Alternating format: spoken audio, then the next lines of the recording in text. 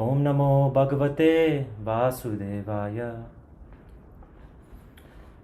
So we're reading from the 9th canto, 19th chapter and 15th verse. And this is the story of King Yayati. We're still in that section. So I'll just read the Sanskrit once, and then we'll go into the translation in the interest of time. Yada na kurute bhavam sarva bhuteshva mangalam samadrishteshta tada pumsa sarva sukhamaya disha. And the translation by Srila Prabhupada. When a man is non-envious and does not desire ill fortune for anyone, he is equipoised. For such a person, all directions appear happy. So I'll read that one more time, because I thought this was such a beautiful translation, actually. When a man is non-envious and does not desire ill fortune for anyone, he is equipoised. For such a person, all directions appear happy. And we have a purport by His Divine Grace Srila Prabhupada. Srila Prabhupada ki jai. Prabodhananda Saraswati said, Vishvam Purna Sukhayate. When one becomes Krishna conscious by the mercy of the Lord Chaitanya, for him the entire world appears happy. He has nothing for which to hanker. On the Brahma Bhuta stage, or the platform of spiritual realization, there is no lamentation or material hankering. Na sochti na kanchati, which is a reference to Gita 1854. As long as one lives in this material world, actions and reactions will continue, but one is unaffected by such material actions and reactions. He is considered free from the danger of being victimized by material desires. The symptoms of those who are satisfied with lusty desires are described in this verse. As explained by Srila Vishwanath Chakravarti Thakur, when one is not envious of even his enemy, does not expect honor from anyone, but instead desires all well-being even for his enemy, he is understood to be Paramahamsa, to be a Paramahamsa. One has fully subdued the lusty desire for sense gratification. Okay. Om Gyan Timirandasya Gyananjana Shalakaya Chakshurum Militam Yena Tasmai Shri Guruve Namaha. Namo Om Vishnu Padaya Krishna Prishtaya Bhutale Shrimate Bhakti Vedanta Swamiti Namine. Namaste Saraswati Devi Gauravani Pracharine Nirvishesha Shunyavadi Pasha Tyateshu Tarine. Jai Shri Krishna Chaitanya Prabhu Nityananda Shri Dvaita Gadadhar Shri Vasadi Gaur Bhaktivinoda Ki Jai. Hare Krishna Krishna Krishna Hare Hare Hare Ram Ram Ram Hare Hare. Vanchakalpa Tirupasya Kripa Sindhu Bhihevacha Patidanam Bhavanevyo Vaishnav Ebhyo Namo Namaha. Okay, so thank you all for having me. Thank you, Anand Bihari Prabhu Bhakti Center for having me and this opportunity to speak to all of you on this verse. This verse on envy, this verse, beautiful verse. And actually, when I was looking at this verse, actually, Anand Bihari Prabhu gave me a couple verses I could speak from, a couple dates. And this verse actually really stood out to me. It really stood out to me because this idea and this concept of envy is something that's so prevalent in our material society, but also, if we're honest, sometimes it can be present in our spiritual community as well, and something that we all deal with, and it's very natural to deal with. And so I thought this verse was very beautiful, and this topic was very beautiful to speak on, and important because also as a speaker I get to research these topics and then also apply them to my own life. As they say, the best utilization of learning something, and the best way to learn something is to teach it and to share it. So we'll speak for some time, just for a couple minutes, and I'll share some points on envy, and then I'd like to open it up. I'd actually would love some engagement from you all as well, and so feel free, you can use the chat or come on video and come off mute and chime in. And particularly at the end, we'll open it up for questions, comments, thoughts, anything of that nature on the topic. So I'll share a few points. So on envy, one of the reasons I felt like this was such a beautiful verse and an important verse, and Srila Prabhupada mentions that the Paramahamsa is not envious, even of their enemy. Well, envy is something that's subtle, right? And that's why I thought it was a very important topic to address.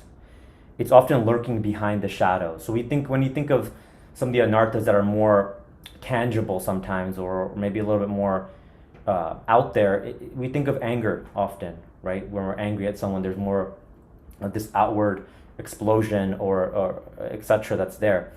But envy is a very subtle feeling that can come up, even amongst devotees and also in the secular world as well, so much so.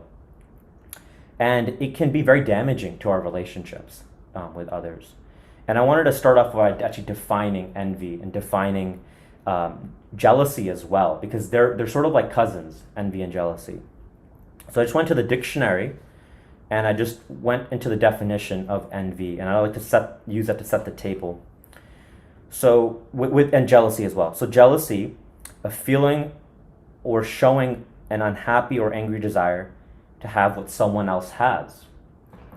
We're very concerned about protecting or keeping something that one has. So jealousy is the sense of being threatened by others taking what you have. It might be a possession, might be a relationship, it might be some sort of status that we have. And then envy, a painful or resentful awareness of an advantage enjoyed by another with a desire to possess the same advantage. That's envy. So this is where we're actually desiring what someone else has. We're threatened by what they have, not by what they're trying to take from us. And we like to get that. So in both cases, these can be hurtful and harmful emotions. These are feelings that we have, and they can be hurtful and harmful. But they're also, in the conditioned state, natural. And we'll talk a little bit about that and how we can up-level these emotions and transform them. And we also know from our Shastra that envy is one of the 6 anarthas, Matsarya, right? It's described. And let's also look at some examples. So we might say, okay, we see envy, we see it in the news when, let's say a celebrity has a fall from grace, or a politician, and everyone is so, in some ways, jubilant, right? To jump on them and to celebrate this fall from grace. But what about in our lives, right? Where might we feel this way, if we're honest? So some examples I thought of is really envy and jealousy comes up when we're unable to be fully happy for someone else's success, whether it's materially or spiritually. So maybe it's someone who's highly intelligent, right? Highly intelligent, and they're brilliant. They maybe are a PhD, or they're so studious. They're highly intelligent, creating courses. They're building this, they're building that, and they're doing very well in their life. And we feel very envious of their intelligence.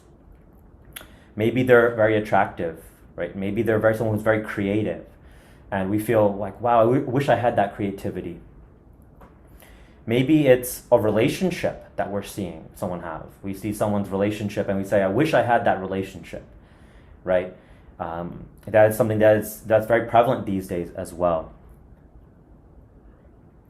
Maybe it's someone who is doing really well, so doing things that you've dreamed of doing, that you've always wanted to do, but maybe you didn't feel like you had the confidence or felt empowered enough to go after it, right? So that's something that can also be there. Or particularly, maybe it's someone who's being given credit, right, for their service that they're doing in their community, a wonderful job that they're doing, and they're being recognized and celebrated, and we feel such envy toward them, right? This is also a common place we feel envy, where we feel like, man, I'm not feeling celebrated, I'm not feeling recognized. Why are they being recognized? Interestingly enough, the number one trigger for jealousy and envy, would you believe it nowadays, is actually social media. It's actually social media. The research shows it's the number one trigger for envy and jealousy, because what do we do on social media? We're all putting our highlights, the highlights of our lives, right? And we're not sharing the full truth of our lives. And so we see this person is doing such and such thing. My friends are hanging out and they didn't invite me, or people that I know, or maybe some person is taking a vacation somewhere, etc. And we feel the sense of envy toward that. And what happens when we feel this? By the way, thank you for those who've come on video. I really appreciate that. I can see you. What happens is when we feel envy, we tend to project it outward, right? When we're unconscious of it, when we're not aware of it, and when we haven't really owned our of that and are honest with that, what we do is we find fault with others, and we can do two things. We really criticize others, whether it's internally in ourselves and our self-talk, or to them directly, or to other people we criticize. And then also we compare, because we tend to see ourselves in relation to other people. We tend to compare ourselves, right? This is a very big issue these days, particularly with the internet. We have so much opportunity every single day to compare our lives, or compare our highlights with other people's highlights. And often we compare actually our lowlights with other people's highlights.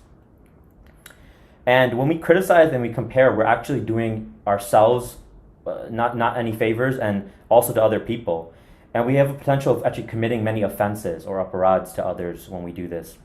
Because what happens is, and think about a time where either you felt envy for someone, and it's been debilitating for you, or you felt someone's been envious toward you, right? We've all had that experience, one or two of these, probably both, where we feel like we're doing something really well, and we feel that envy. It's very palpable from someone else.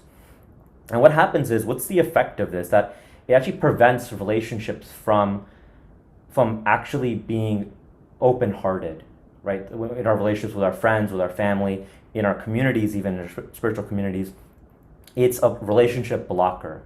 Because what happens is we all pick up on this energy. It's unsaid, it's subtle. But then we realize that maybe we can't trust other people to be our well-wishers, right? Maybe our success is threatening other people.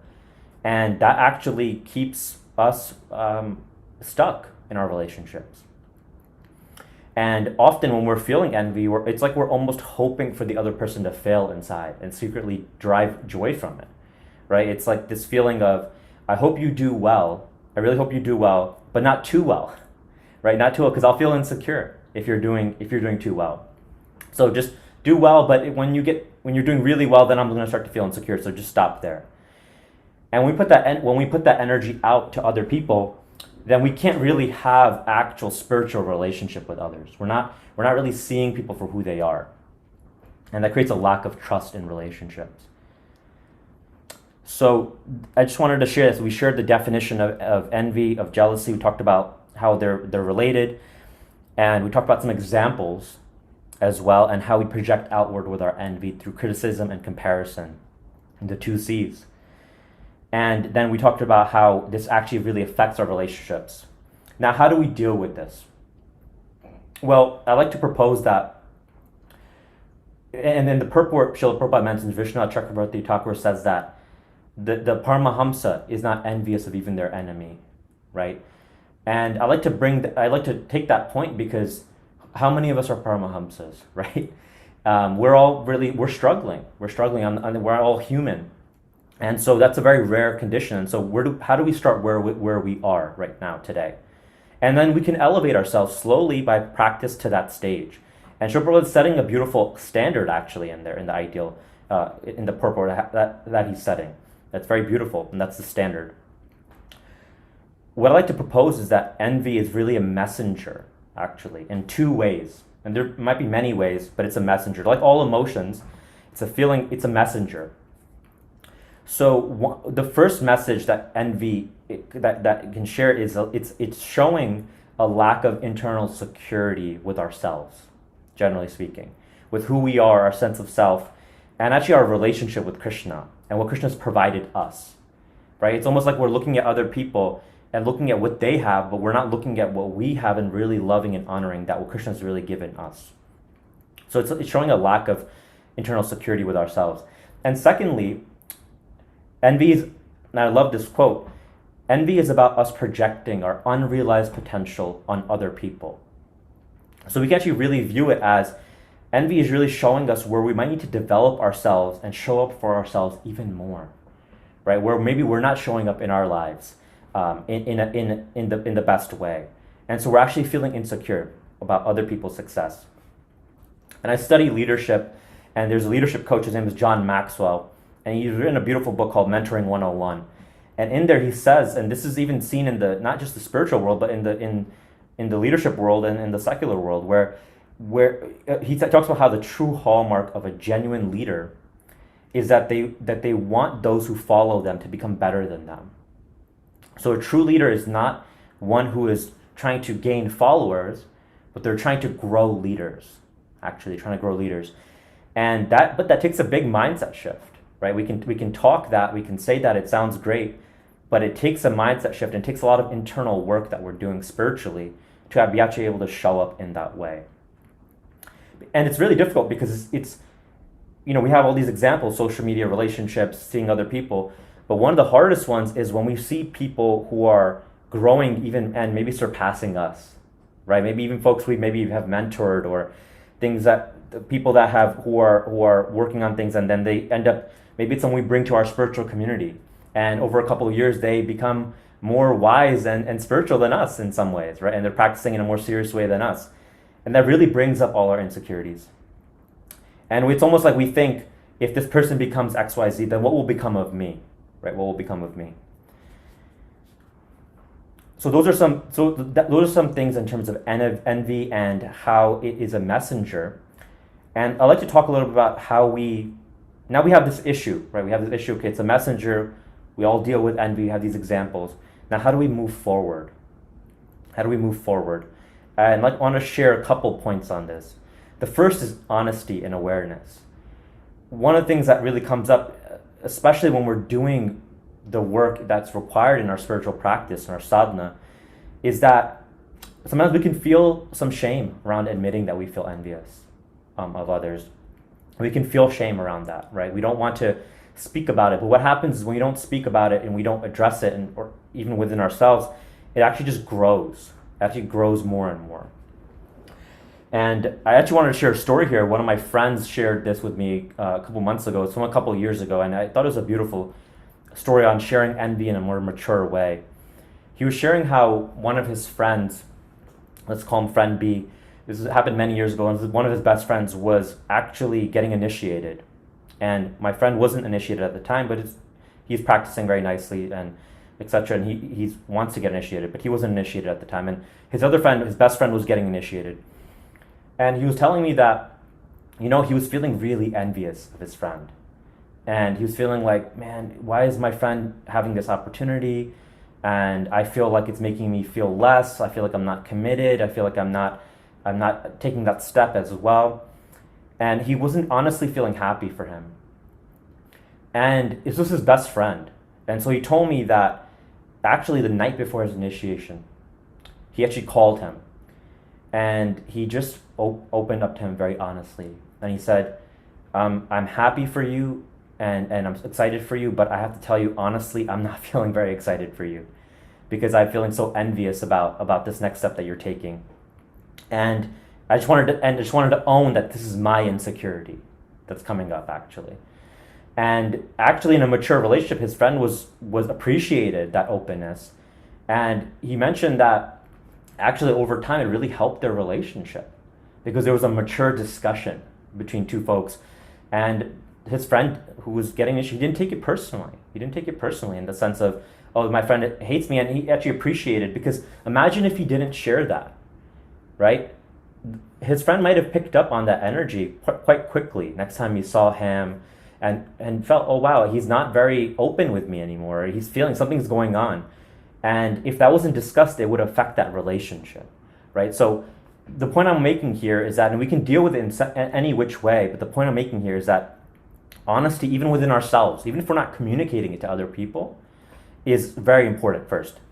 And accepting that these feelings are natural. We're going to feel jealous sometimes. We're going to feel envious sometimes of other people.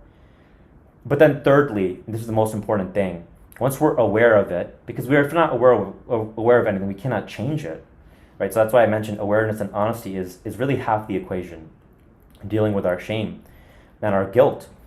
Then it's really reflecting and transforming it, right? Really reflecting and transforming our envy. And I wanted to share 4 things that we can do to transform our envy and actually turn it into appreciation. So one thing is prayer. The first step is prayer. We can pray to see others as a well-wisher. We can pray to the Lord, pray to Krishna, to Sri Radha Muralidhar, that we pray to see others as a well-wisher and to be happy for their success. Because a real sign of maturity is when we're happy for others' success, even if it doesn't mean that we personally have success in that moment. And this can be challenging, right? Especially when sometimes we feel like others are getting success in their lives And we might be actually going through a really dark place or phase in our life, or a tough time in our life. And we look at other people and it looks like they're doing amazing. And we think, oh my God, why are they getting all the blessings and I'm not getting anything here, right? So that's also another challenge. So really praying, we can pray to the Lord, and we can pray for the strength to actually be a well-wisher of others. And we can pray also to our mind to continue to practice this. The second is creating a culture of appreciation. The actual antidote to envy is appreciation. And it's really important. We have, and like I mentioned, I study leadership, I do coaching work, and when you study neuroscience and all these different things, psychology, we find that we actually have a negative bias, our brains, right? It's our survival mechanism. What I mean by that is that our brains are constantly looking for threats in the environment, right? So we tend to see things more negatively than positively when we're in the conditioned state, when we haven't practiced. And so it's actually really important that we create a practice, a culture of appreciation, where we find the good in others and let them know it. Let them know it. That's the other really important part. Not just find it, not just think it, but also share it with other people. So finding that is really, really important. And it's the antidote to envy, because when we're appreciating others and even appreciating ourselves, we're less envious of others, actually.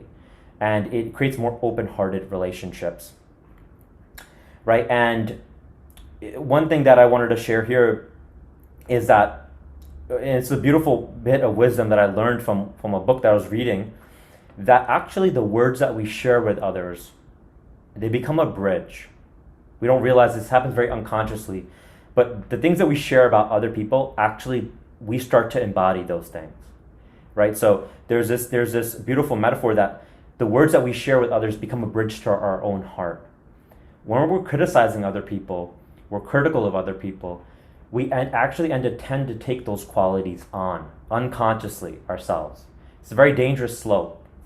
But when we are positive and appreciative of others, believe it or not, even if we don't have those qualities, we start to develop those qualities slowly, right? So there's actually a beautiful benefit for ourselves and for other people in creating a culture of appreciation. And one of the examples that's coming to my mind, growing up in my family, one thing I really appreciated, and we do this to this day in my family, my parents started it, is that whenever it's someone's birthday and we're having a meal together, generally, we like to do that as a family, we make it a point to actually go around the table and share one thing we appreciate about the person whose birthday it is. And sometimes that discussion goes 10, 15, 30 minutes, an hour even, where we're sharing appreciation for that person and actually just giving them appreciation. And it creates a really nice culture where people start to feel more seen for who they are and for their strengths and their abilities. Because we all need some appreciation and some validation. It's healthy. It's very healthy and important for us to feel valued in our roles, in our services, in our societies, in our spiritual communities, actually very much so as well. And some of the most empowered and dynamic people I know are some of the most positive people. They're actually some of the most positive people. So to end this point here, we shouldn't be misers with our kindness, with our positivity. Sometimes we have these thoughts where we appreciate people, but we never let them know. We never let people know. And then sometimes it's too late. Sometimes we're not in touch with them anymore. They move. Sometimes people, even unfortunately, maybe pass away sometimes. And we say, wow, I wish I really told them how much they meant to me, how much I appreciated them. And so we shouldn't be miser with our kindness and actually communicate it. That is the point of creating a culture of appreciation. It's very, very important, actually. And it's actually so important because we cannot actually get enough appreciation often. We feel like we're lacking it often in our lives. The third point that I wanted to make is self-development. So we have prayer, culture of appreciation, and self-development. This goes back to the point around how envy is a messenger. And it's a messenger of areas in our life that we can develop. So we can actually transform and release our envy by seeing our own gifts. Because Krishna has given all of us gifts and talents and strengths that are unique to our expression and how we can express them. And when we actually focus on utilizing those and working on those and developing those, we actually start to feel less envy toward other people, because we start to feel more content with what we've been given, and we don't project that envy on others. So some things here, this is actually something that's very practical that we should do. One is maybe we can make a list, and one thing, we can talk all these concepts, but actually I would ask all of you, and as I was doing this, I was reflecting on my relationships. So reflect on your relationships in your life and see where some areas of envy come up. But also you can do a little exercise where you make a list of some qualities and strengths and abilities that you have, right? It's not egotistical to do this, right? It's actually having healthy confidence and self-esteem in your abilities and what Krishna has actually given you. Make a list of qualities and abilities that you see, that you appreciate about yourself, and think of some ways you can maybe develop those in service to Krishna, right? So maybe it's a strength you have. Maybe you're a speaker. Maybe you're brilliant in a creative art. Maybe it's you're incredible at, there's the deities are also incredibly dressed at the Bhakti Center, and I have zero knowledge in how to do that, but there's so many amazing devotees who are doing that. There's so many different services that we can do, both at the temple and outside of it, where we can serve. We can serve our gurus, we can serve Krishna. And so investing in that, maybe it's taking a class, maybe it's getting mentorship, maybe it's making time to invest in yourself every week. And that will really, really help, because when we're doing that for ourselves and giving ourselves that love and appreciating ourselves, we actually can share that with other people. And then lastly, I'd like to share is widening our spiritual perspective. Widening our spiritual perspective. On a spiritual level, actually, if we're envious of others, we're resisting Krishna's plan for each of us, right? So when we're envious, we can actually think that we're actually resisting Krishna's plan. We're more on the spiritual platform. We're actually trusting what Krishna's giving us and what Krishna's giving other people. And we can also release our envy by seeing that people that we might be envious of, whether it's even sometimes devotees or other people, the gifts that they've been given are also given by Krishna, just like they've been given to us, right? And so there's a beautiful example of this in the Shastra. Prahlad Maharaj is speaking to his father, Hiranyakashipu. So many of you might be familiar with that story in the 7th canto. And he says, and Hiranyakashipu is asking him where his strength comes from. And he replies, he says, my dear, this is the 7th canto, 8th chapter, 7th verse. He says, my dear king, the source of my strength, of which you are asking, is also the source of yours. Indeed, the original source of all kinds of strength is one. He is not only your strength or mine, but the only strength for everyone. Without him, no one can get any strength. Right? And so Prahlad Maharaj is making this beautiful point that everything that we all have comes from Krishna at the end of the day. And we can trust that, and trust when we see even other people's beautiful gifts, that they're all coming from Krishna. So why should we be envious? We also have gifts that are coming from Krishna as well. So by widening our perspective, we can reduce this feeling that we feel toward others as competition, as threats. So those are the 4 bits that I wanted to share. There's prayer, creating a culture of appreciation, self-development, and widening our perspective. All of these we can use as tools to help us transform our envy, and it really starts with us being aware and creating that awareness of the envy that we might have or the jealousy that might come up, and how do we transform that. So I shared a lot there, and I just want to end off with a few points on, and we have a couple minutes, on dealing with envy when it's given to us and projected toward us. So we talked particularly about when we're feeling that emotion, but what about when it's projected to us? And just share very briefly on it. There can be much that can be said on it. There's an example given in scripture of Shishupal. And Shishupal in the Mahabharata, he's actually the cousin of Krishna in the Mahabharata. This is 5,000 years ago. And he is actually considered envy personified. Actually envy personified, because he was so envious of Krishna that he would every time he would see Krishna, and even when he wasn't seeing Krishna, he was always criticizing Krishna for one reason or another. And actually when he was born, it was predicted that Krishna would kill him.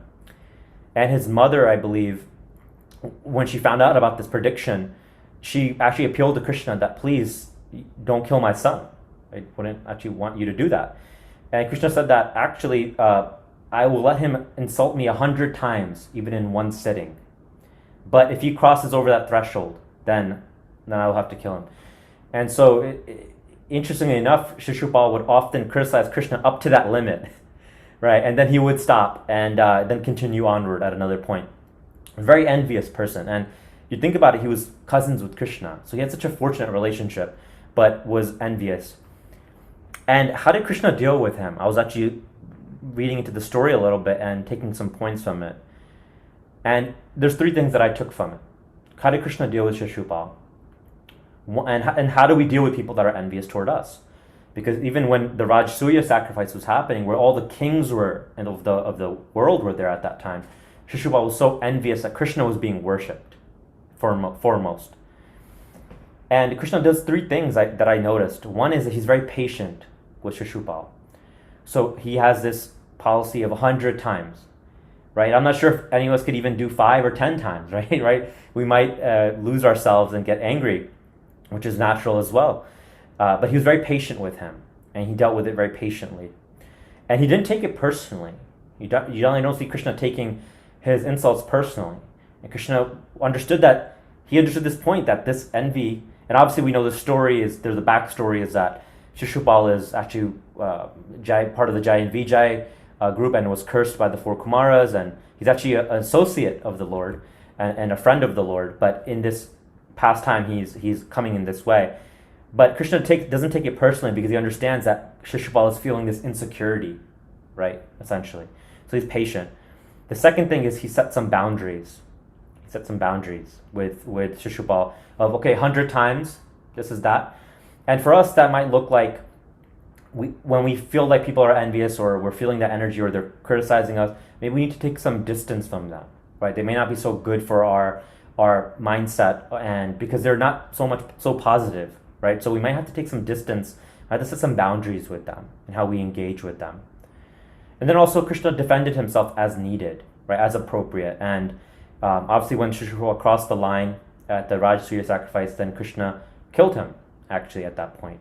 And not to say that we should do that with people at all, but if needed, if we have to defend ourselves, it's important that we are able to do so. But ultimately, if we set the proper boundaries, then hopefully we don't have to do that, actually, very much so. So patience and having patience with other people, not taking it so personally because we understand that it's what they're going through, and having some boundaries as well is really, really important. And if we have to say something to defend ourselves in an assertive way, then we can, and clarify things with other people absolutely is important there too. So that is in terms of dealing with envy. And I just wanted to wrap up the discussion by saying that working through these anarthas, envy is considered one of the 6 anarthas, is actually really important. And I want to really hone on this point of practicing, because anarthas, it actually means unwanted conditioning, right? Unwanted conditioning that we have. We all have this. And actually, when sometimes we think of our sadhana, we think of our chanting, which is absolutely there, reading, we think of our prayer and meditation practice, we think of going in spiritual community, absolutely so important, or having our sangha. At the same time, doing this inner work is so, so, so important, and is actually part of our sadhana as well, right? In terms of how are we relating to other people, how are we relating to ourselves, it's very, very important. And it will actually amplify our service, our sangha, our relationships, our everything when we do this. And when we're non-envious, we can actually truly be happy for other people and be a true well-wisher for others, because we're no longer threatened by other people's success or growth. We know it's not about us or just them, it's about us together. And we can feel that, people can really feel that, and they respond to that. Really creates a environment that is very spiritual. That's actually a truly spiritual environment when we're actually having this type of relationship. That's actually Vaikuntha, it said. That type of environment where there's actual joy and happiness in all directions, as the translation for this verse says, that when there's non-envy, there's actual happiness in all directions. We can actually be happy because we're secure in what Krishna has given us and within ourselves, and we're also encouraging of other people.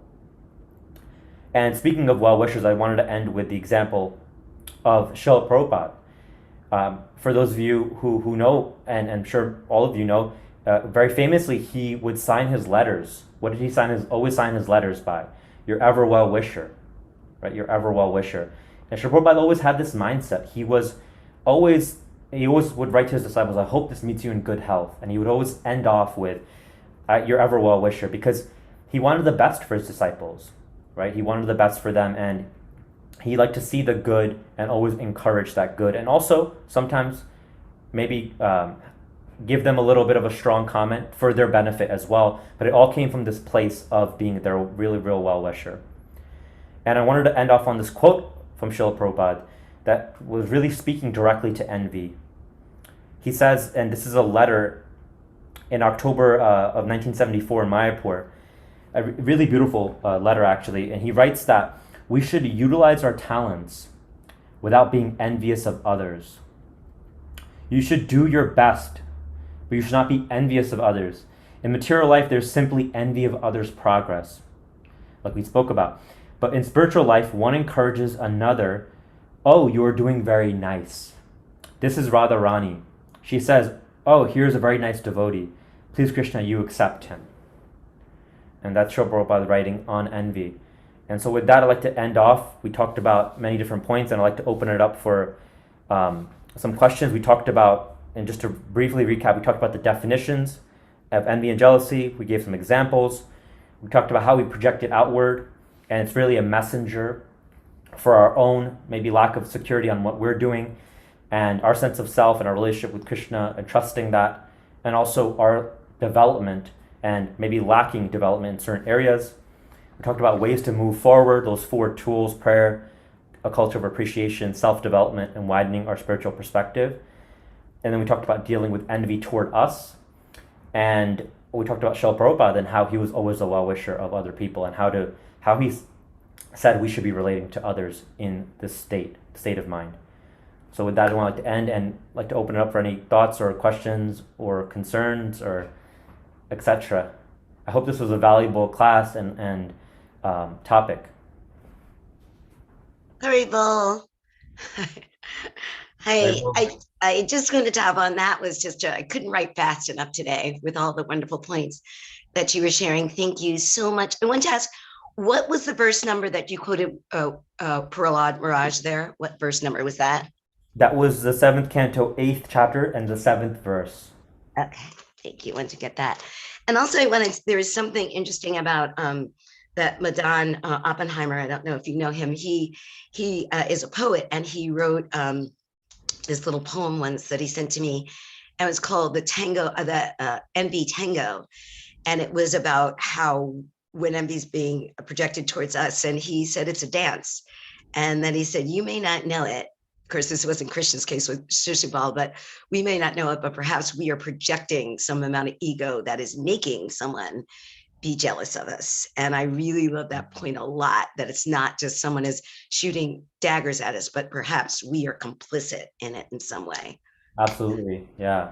That's a great point, Jumanjab, Prabhu. I really appreciate that, and that's totally right. Sometimes we also have our own arrogance that might be coming across, and then creating friction with other people as well. So that, yeah, definitely the rubber meeting the road there. Thank you for that. Any other comments? Any questions? Hare Krishna. Haribol. I'd just like to say thank you so much for encapsulating all of this.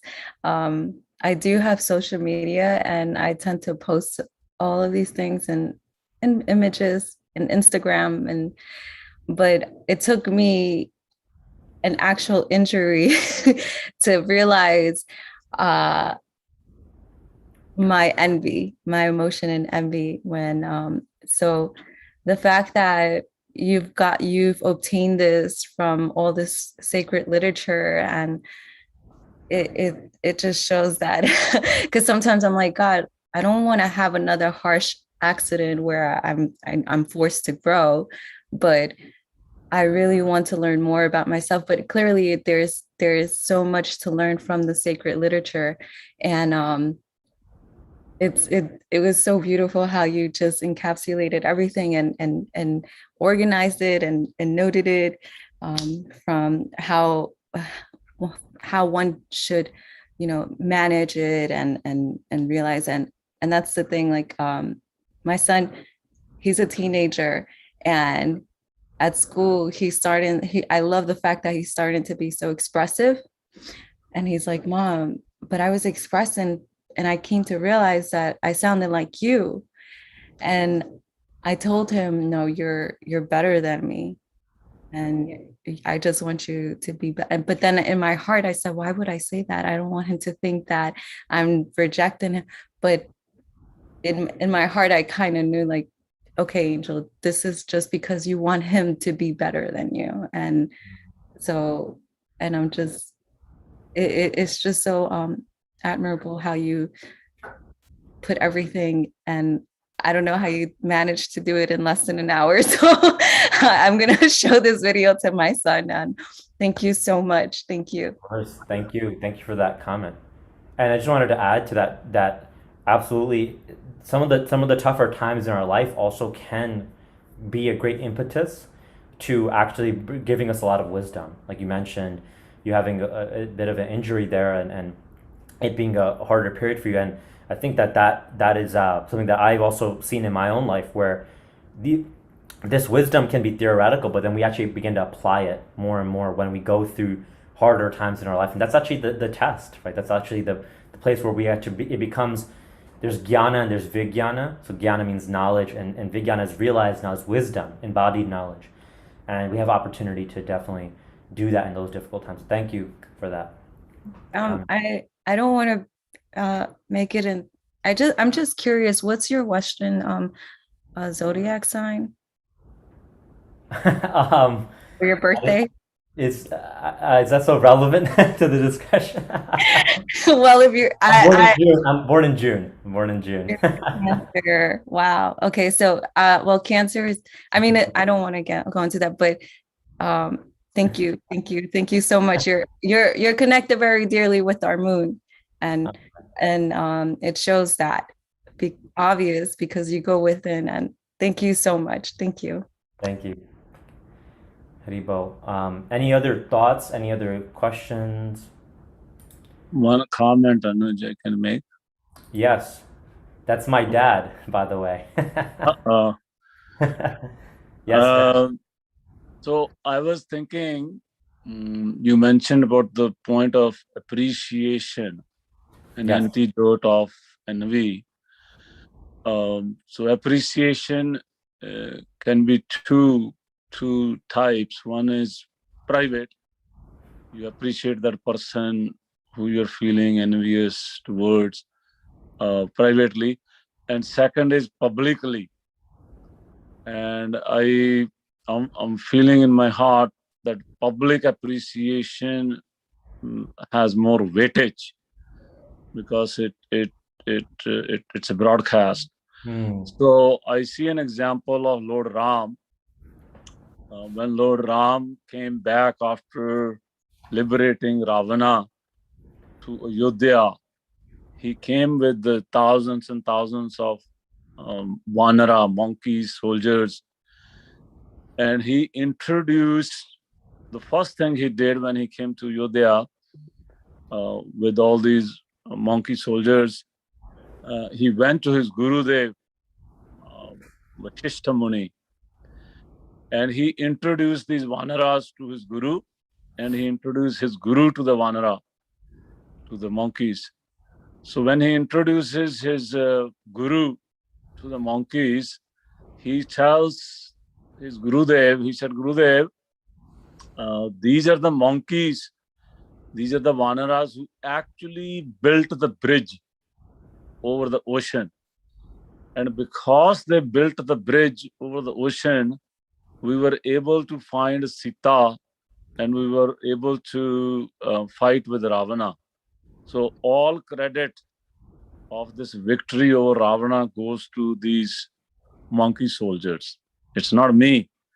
Ram is telling his Gurudev that it's not me who actually won the battle, it's actually the monkey soldiers. And then he turns around and introduces all the Vanara, all the monkeys to his Gurudev and saying, Gurudev, no, he tells the monkeys that this is my Gurudev. It's only by his blessings, only by his prayers, only by his wisdom that he taught me, we were able to win this battle. I take no credit. So I was just reflecting when you were talking about appreciation, that this publicly broadcasting appreciation to others and giving credit to others is very powerful. It draws not only blessings from these personalities who you are broadcasting to, but it draws blessings from the demigods. It draws blessings from the energy of the cosmos, and it draws energy from Krishna, because everybody sees in the other planetary systems that this is a broadcast, and it's very powerful. So just wanted to share that. Thank you. That's a wonderful point, Dad. Thank you for sharing that. It's definitely true that I think that being appreciated among others also is definitely a powerful way to also feel that encouragement even more so than one-on-one. I think both are absolutely important because one-on-one can be more intimate, but absolutely that is so important. And there's two types, and I like that distinction that you're making between the two views there, and maybe even bringing in both when we're wanting to encourage others, both doing it privately and then also sharing it publicly when appropriate. Okay, thank you. And any other Anand Bihari Prabhu, are we at time? Yes, we do. Yeah. Andrea has a question in the chat box. It's a personal question. Read it out loud, please. Yes, okay. I see that. Okay, so we have Andrea's asking, Hare Krishna, question, if we have critical thoughts, does it always stem from envy? For example, I get very critical of neighbors who drive by playing loud music with bass that pounds through the walls. What is going on here? How can I transform that? Yeah, so that's a wonderful question, and definitely a very practical example in your life.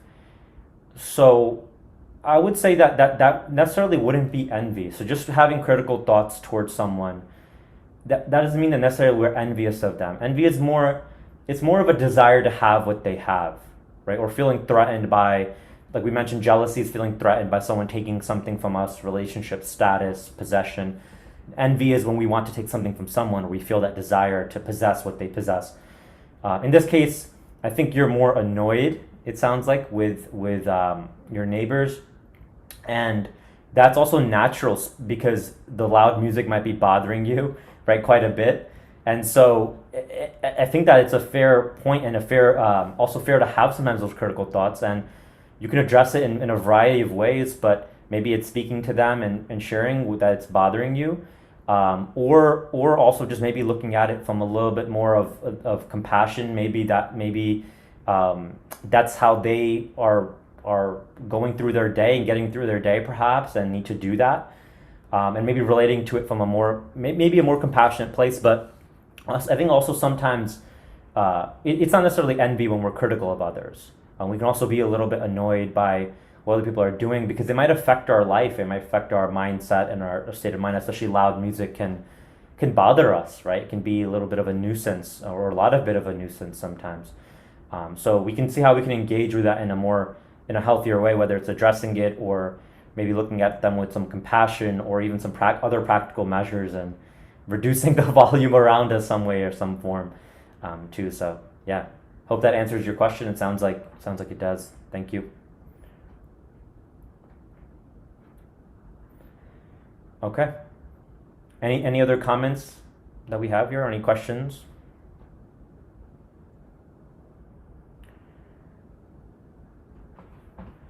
Thank you all. Just looking at the chat, and I'm grateful that this class was valuable and insightful and helpful for you all. Thank you. Okay, Anand Bihari Prabhu, I don't think there are any other comments or questions, so Maybe we can Yeah, thank you very much. Thank you very much, Anuj Prabhu. I have a quick question from myself. Okay. When we, we were all practicing bhakti here for some time, and sometimes we tend to do this. Okay, I have my bhakti here, and then on the other side, I have my good material life. I have my, things that I like doing, and then I indulge in those, and then I kind of compartmentalize our lives like that. We keep bhakti at an arm's length, and then we have our material side kind of track life. So how do we break this compartments and make bhakti flow into every aspect of our life? When you say other parts of your life, you mean work and job and family and other things of that nature? Yeah, other nectarian things that we do in this world, other than bhakti. Other than bhakti, yeah. And I'll just getting some clarity on what you meant by that, because there's so many ways we can go with it. But that's a great question. I think that's actually the spiritual path is bringing that and syncing that through in our life as a thread, right? And I think this is why these type of verses actually speak to our spiritual practice, because I don't think that it's compartmentalized at all in so many ways. As I've grown in the movement, I mean, growing up, I used to have that, where I used to have my life outside, and then I had my spiritual life, very much so. But lately, I've been really feeling that both are synonymous, and actually the way we show up in our life personally, our relationships, our job, and all that is related to our spiritual life. Actually, they're not separate. And this verse is talking about that. We talk about these anarthas and how each of these anarthas can play out, right? So we're speaking about envy, not just in the secular world or in our job or in our family or in our friendships, but also in our spiritual community. So it's present in both areas, because we're all humans living this human experience. So I think that dealing with these and creating a healthier relationship and working through some of these anarthas is essential, actually, to integrate both parts of our life. Very much so. And I also think that there's ways we can also integrate our job with our spiritual path, our service.